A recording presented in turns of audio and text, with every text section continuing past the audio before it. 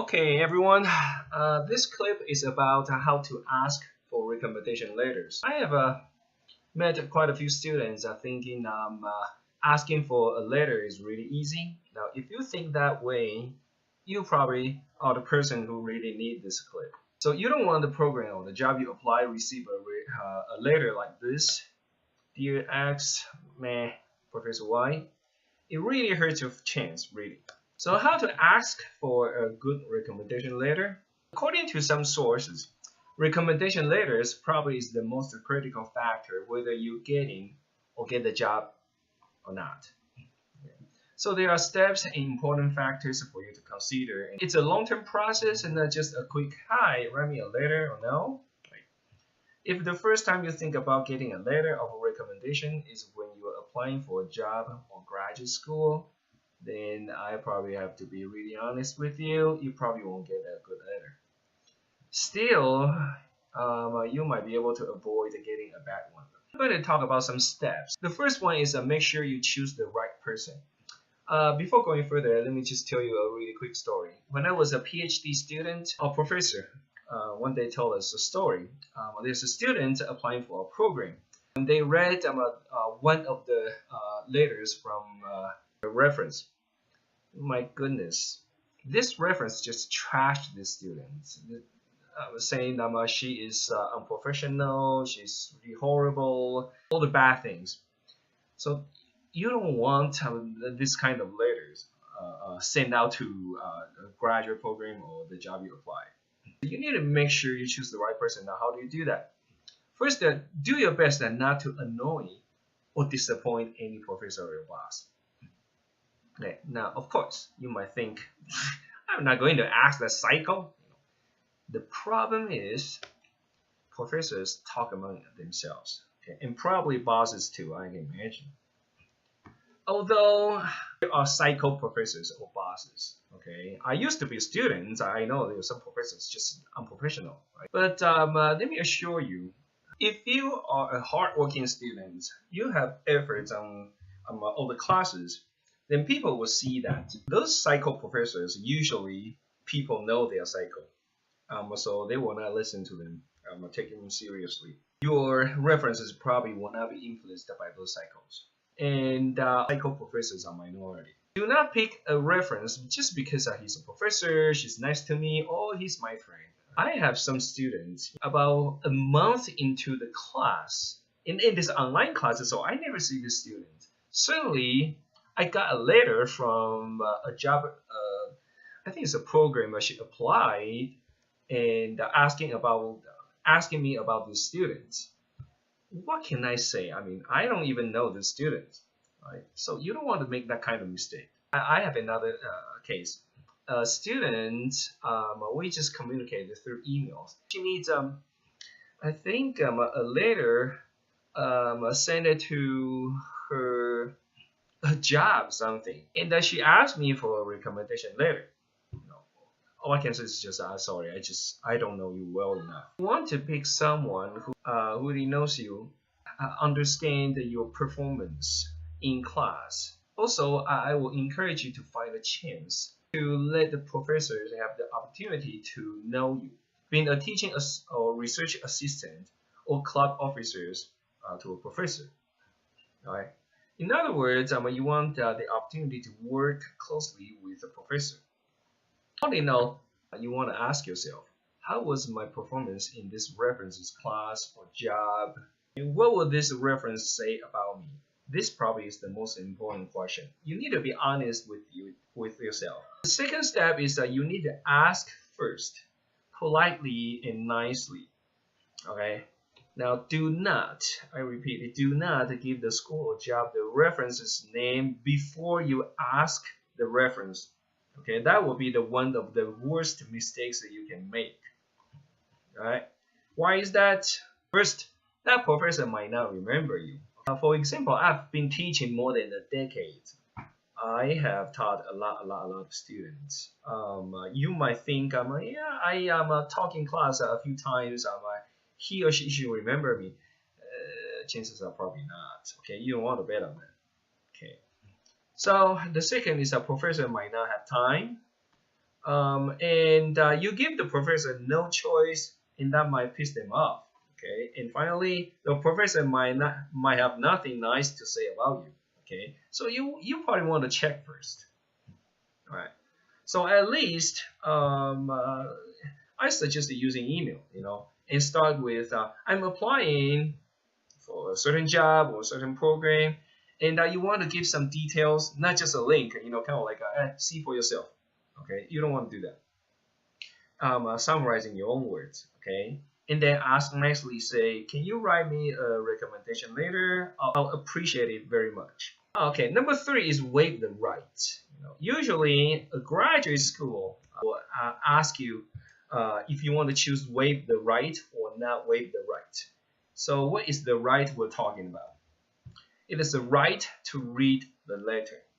Okay, and I would strongly suggest you to choose waive the right. Okay, because if you choose not waive the right, that means you demand to see the letter I write for you. And then the graduate program or even the job probably will think, why would the student demand to see the read the letter? He or she is not confident enough, something to hide, and that will hurt your chance. Okay, they will not take it seriously. And by the way, do not demand to read the letter. Okay, I usually will let you read the letter if you ask, but that's my privilege, not obligation. Number 4, give the reference enough time.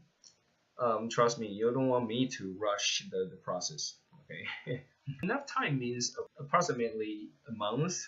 At least 2 weeks, but a month is probably more appropriate. But sometimes how about if it's an emergency? Okay, things happen. If that's the case, just sincerely explain the situation and respect your reference's decision whether or not to write a letter for you. Now, if you ask me, it's really an emergency, and you are very sincere. Even if it's tomorrow, you need that letter. Most likely I'll write it for you. At least that's me. 5, help your reference to know your strengths. Okay, as I said, the reference might not remember you. It's good if you can give your reference an introduction of your background. Actually, so for example, what kind of program or the job you're applying? Why are you applying? Give your reference your resume. Okay, tell your reference your strengths. For example, hey, I have a high GPA. I have a leadership or service experiences, things like that. Now, if your reference is a professor like me, then remind the reference the class or classes you have taken from them. Okay, as I said, I might not remember you. Okay, so you want to be specific. When did you take that class? How was your performance? And why you enjoyed it? You have to say you enjoyed it. If you don't enjoy it, you will not ask about this professor for the letter, right? And what you have learned. I'm not saying you need to write a long essay, okay? But you give some, a couple sentences about those details that really will help, will jog our memory. Do not lie, okay? Because if we found out you're lying, that would be really bad. So the key is to show your reference that you are seriously persistent and you are reliable, okay? At least for me, these 2 qualities I value the most, okay? You're persistent, you won't give up, and you're hardworking, and you are reliable. And number 6, give the reference the details of the programs or job you're applying, okay? So for example, what is the job, what is the program, graduate program, what are the requirements, what's the address, the email, when is it due, who should the letter be addressed to? Those are tiny details, and if the reference has to find those details by ourselves, you are kind of annoying us, and that's not really good for you. Okay, you are supposed to provide those details for us. So I'll suggest you to explain the program and the job in your own words. Do not simply give the reference a website, a link, and say, see for yourself. We probably don't have time, all right? So if the letter has to be mailed, I think right now this not a lot of programs do that, but sometimes they still ask for the mailed, hard copy reference. Now, so if that's the case, the least that you can do is telling the reference that you will be glad to provide an envelope with postage. Okay. So the key is that you want to be the least amount of trouble. So the reference is not annoyed by having to work to do work that you should have done for them and should have. Number 7, don't be shy if you need more than one letter. In 2011, I was applying for a teaching job. I applied to 60 schools and I got 3 offers. I was considered lucky. So 60 schools, I need 60 recommendation letters, right? And some might think, wow, that's so many. I don't want to bother my reference with so many letters. Actually, don't be, right? Because we usually just copy and paste, in most cases. And because we're here to help you succeed, so don't be shy. Okay, whenever you need, you just ask, and I will do our best. Number 8 is you need to follow up. Okay, so when the due date for the program or the job is approaching, like several days away, actually I would suggest a couple weeks away. You should first ask the program or the job whether they have received the letter from the reference. Okay, if not, then you need to follow up with the reference. Okay, and of course you ask nicely, say, I appreciate your time for writing a letter for me. I checked with the program job and they say they haven't received your letter. Just wonder if you have mailed it. Thanks for your help. Right? Things like that. And believe it or not, actually we're obligated to reply promptly and act quickly. And then finally, a thank you note will be nice. Okay, after the program or the job have given you the decision, no matter what the decision is, you will accept it or not. Okay, it would be nice if you send a reference a quick thank you note with the update. Now we would like to keep records and we care about you, believe it or not. Alright, and plus you might need this person's reference again in the future. So be nice is really helping you.